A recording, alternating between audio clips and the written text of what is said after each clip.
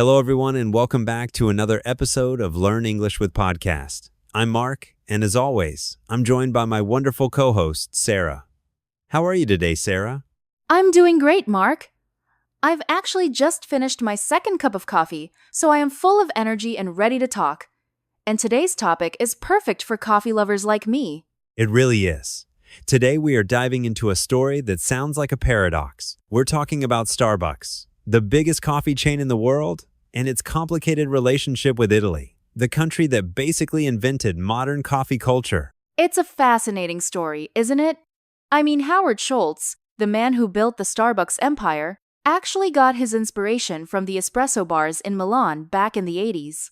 He wanted to bring that Italian magic to America. Exactly. He saw the social connection, the baristas who knew their customers' names, and the beautiful ritual of the morning espresso. But when he finally brought Starbucks back to Italy decades later, things didn't go exactly as planned. Some people even say Starbucks failed in Italy, or at least it didn't conquer it like it did other countries. Mark, I think the first thing we have to talk about is the fundamental difference in how Italians and Americans, or people in the UK, actually drink coffee. In most parts of the world, Starbucks is a third place. It's somewhere between home and work where you sit for 2 hours with your laptop and a giant latte. Right, the venti latte lifestyle. But in Italy, coffee is a quick, intense ritual. You walk into a bar, you say, "Buongiorno," you drink your espresso standing up at the counter, and you're gone in 3 minutes. Precisely. And that's the first hurdle Starbucks faced. Italians don't really want to sit on a sofa for an hour to drink something that costs €5 when they can have a world-class espresso for €1 standing at the bar. That price point is a huge deal, Sarah.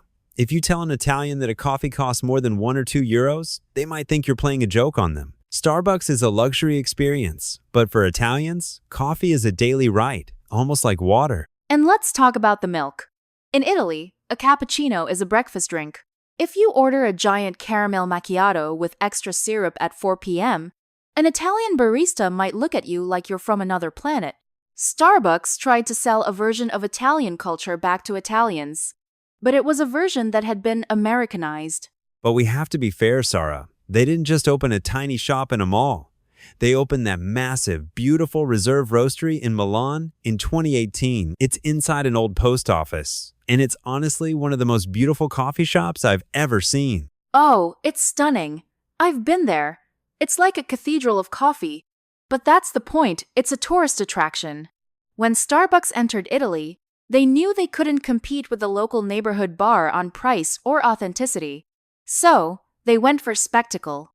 That's a great word, Sarah. Spectacle. They position themselves as a premium experience. But do you think that's enough to say they succeeded? Because while that one shop is famous, you don't see a Starbucks on every street corner in Rome or Naples. Definitely not.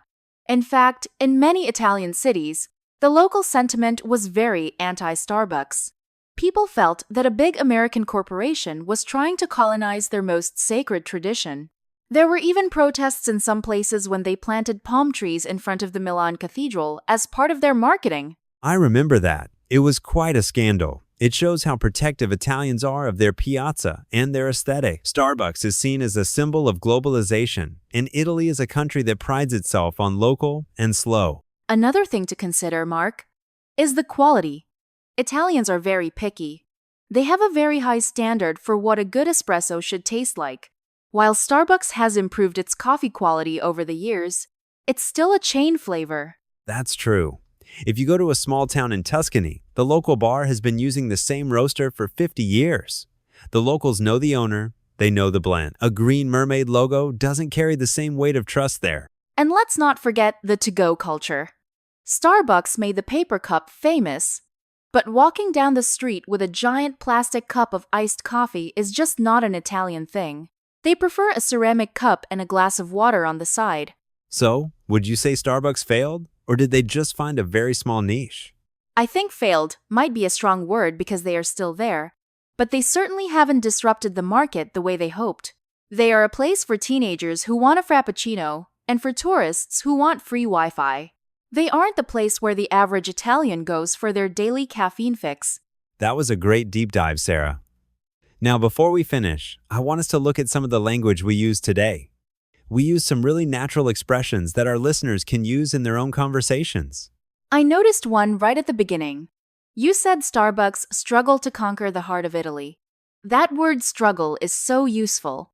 It really is. To struggle means to try very hard to do something that is difficult. For example, if you are learning English, you might say, I struggle with phrasal verbs.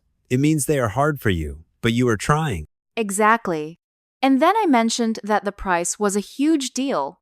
In English, when we say something is a big deal or a huge deal, we mean it is very important or significant.